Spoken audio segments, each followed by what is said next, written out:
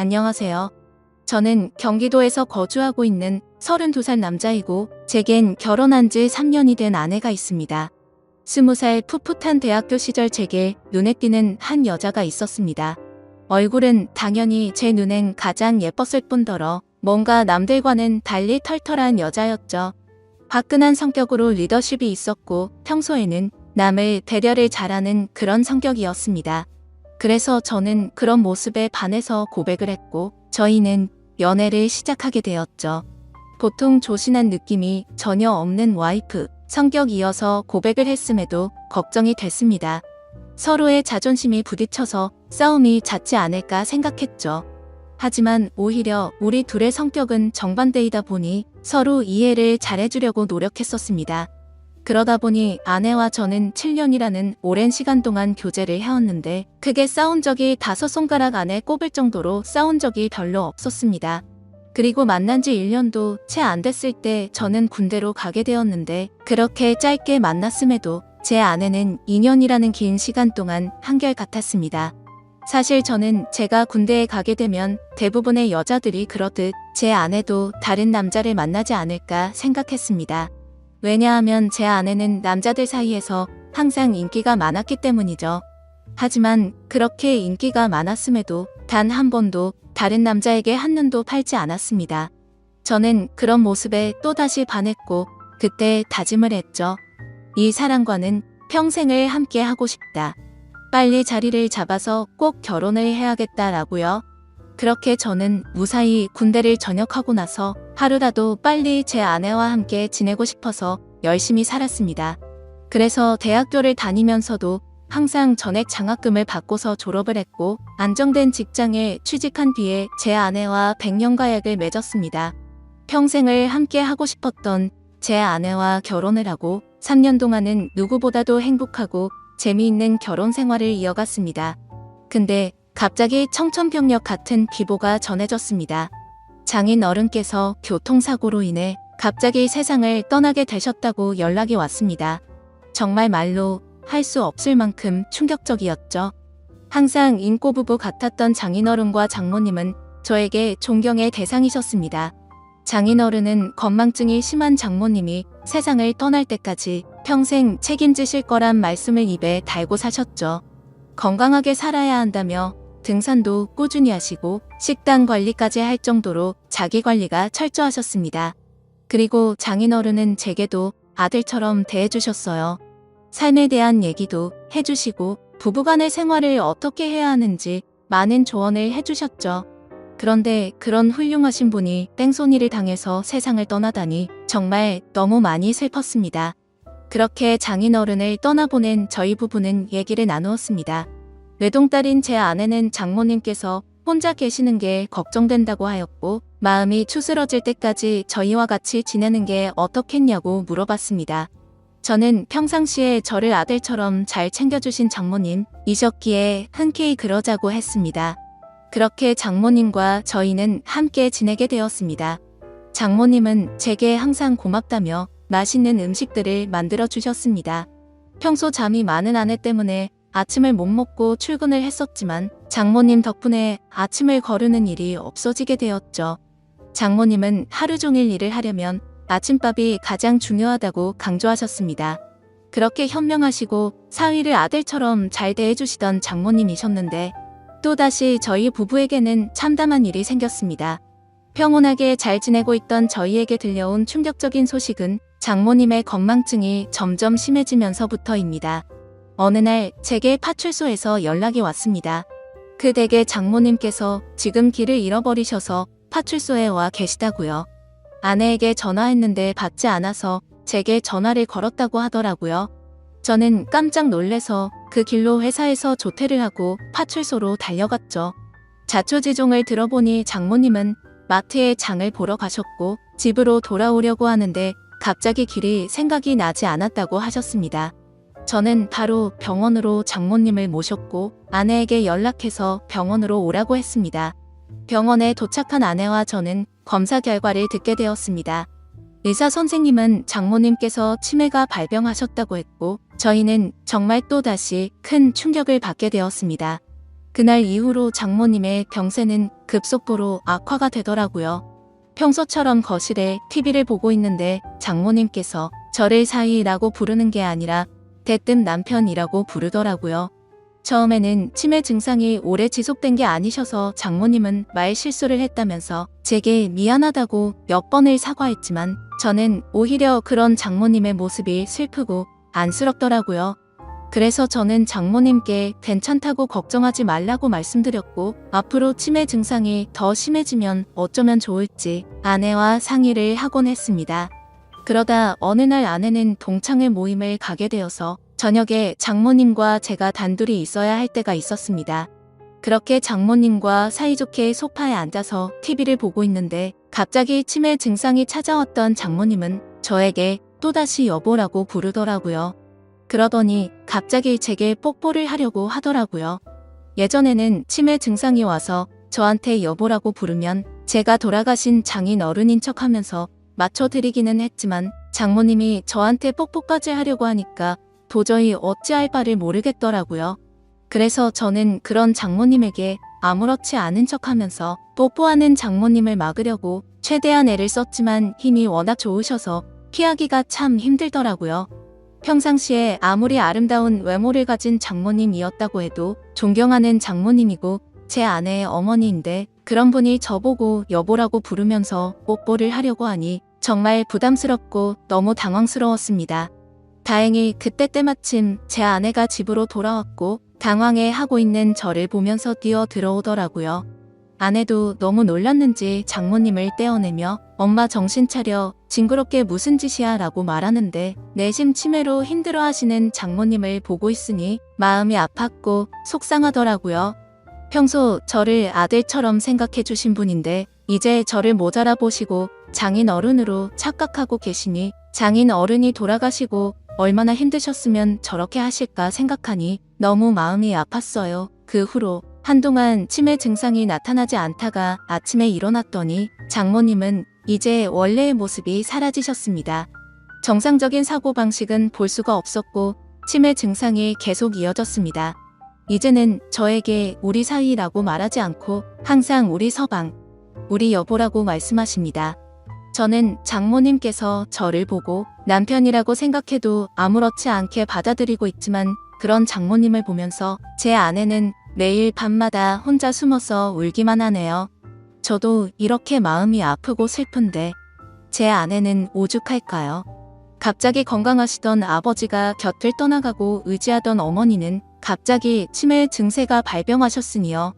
아내는 엄마가 아이가 된 것 같아서 너무 속상하고 슬프다고 했고 그런 엄마 때문에 제가 매일 힘들어하는 것 같다면서 저에게 미안하다고 매일같이 사과를 하네요. 저는 진심으로 괜찮다고 생각해서 아내에게 괜찮다고 말하지만 아내는 장모님을 요양원으로 보내서 모시는 게 어떻겠냐고 하는데 저는 솔직히 요양원으로 보내고 싶지는 않더라고요. 제게는 너무나도 완벽하고 예쁜 아내를 힘들게 키워주신 훌륭한 분인데 고작 치매라는 병 하나가 걸렸다고 해서 쓸쓸하게 요양원에서 지내게 할 수는 없겠더라고요. 그렇게 저는 단호하게 아내의 제안을 거절했고 제 고집으로 인해 장모님과 함께 살고 있었습니다. 그런데 며칠 전 밤에 제가 일찍 잠들어서 안방에서 혼자 자고 있었는데 아내가 잠시 마트에 간 사이에 장모님께서 제가 자고 있는 안방으로 들어오셨습니다. 뭔가 감촉이 느껴져서 눈을 떠보니 장모님께서 제게 키스를 하고 계시더라고요. 처음에는 방이 어두워서 제 아내인가 싶었습니다. 그런데 대뜸 이런 적이 없었기에 저는 다시 자세히 보니 장모님이더라고요. 그때는 얼마나 놀랐던지 모르겠네요. 저는 깜짝 놀란 나머지 그런 장모님을 밀치면서 저도 모르게 무슨 짓이에요? 라며 화를 벌컥 내버렸습니다. 제 화난 모습에 장모님은 결국 아이처럼 눈물을 흘렸습니다. 아내는 마트를 다녀오고 나서 장모님이 우는 모습을 보면서 놀라더군요. 갑자기 무슨 일이냐고 물었고 저는 어떻게 된 일인지 차분히 설명을 해줬습니다. 충격받은 아내는 한동안 실성한 사람처럼 펑펑 눈물을 흘리기 바빴고 그날 밤 제게 진지하게 말했습니다. 이러다간 일이 더 커질 것 같다며 제발 요양원에서 모시자고 애원을 했습니다. 아내는 만약 자신이 혼자 사는 미혼이었다면 장모님을 요양원에 보내지 않고 본인이 치매 걸린 엄마를 케어했을 거라고 하며 지금 결혼한 입장에서 저와 계속 마찰이 일어나다 보니 도저히 지금처럼 다 같이 지내면서 모실 수는 없을 것 같다고 하더라고요. 저는 아내가 어떤 마음으로 그렇게 애원하는지 알았죠. 그래서 저는 도저히 고집을 부릴 수 없어서 아내의 뜻에 따르기로 결정했습니다. 사실 저 또한 고민은 많았습니다. 아내에게조차 말하지 못한 사실이 있었죠. 아내가 없을 때마다 장모님은 저에게 몰래 다가오셔서 한마디씩 하셨습니다.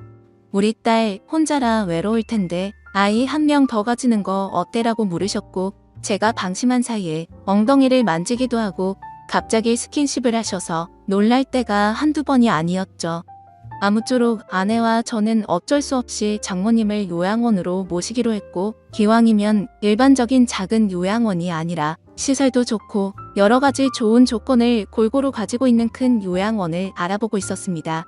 장모님이 건망증이 심할 때부터 미리 들어놓은 보험이 몇 개가 있기도 했었고, 아내와 제가 어느 정도 경제적인 능력이 있었기에 좋은 요양원에서 모시는 것 정도는 크게 부담이 되진 않았습니다. 좋은 조건들의 요양원을 선별하는 건 꽤 시간이 들었고, 요양원에 들어가는 절차도 있었기에 저희가 원한다고 바로 들어가진 못했습니다. 그래서 준비를 마칠 때까지 며칠 정도는 장모님과 저희는 같이 지냈습니다. 이 사실을 아무것도 모르고 천진난만하게 지내는 장모님을 보고 있자니 저는 계속해서 마음이 쓰고 안타까웠습니다. 하지만 장모님과 아내를 위해서라도 요양원으로 들어가서 지내시는 게 맞다고 생각을 했습니다.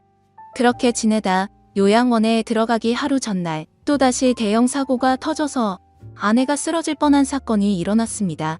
제 아내가 있는데도 불구하고 장모님은 원피스 잠옷을 입고 거실로 나오셨고, 갑자기 저에게 오늘 자신과 함께 자면 안 되겠냐고 요구하는데 저는 너무 놀래서 당황해서 어쩔 줄 몰라 하고 있었습니다. 아내는 그러지 말라고 하는데 밀쳐버리고 저에게 달려들었습니다. 그러더니 지난번처럼 키스를 하려고 했고, 당황한 저는 또다시 장모님을 밀치면서 화를 내고야 말았습니다. 이번에는 화를 내도 장모님이 울지도 않고 억지로 키스를 하려고 고집을 부리시는데 역시나 힘이 좋으셔서 뿌리치기는 게 정말 힘들더군요. 결국 아내까지 달려들어서 장모님을 어렵게 떼어낼 수 있었고, 장모님은 말리는 아내를 보고 도대체 내가 뭔데 우리 사이를 갈라놓냐고 고래고래 소리쳤습니다. 질투가 나서 그러냐며 욕을 해대면서 아내의 뺨까지 때리시더라고요.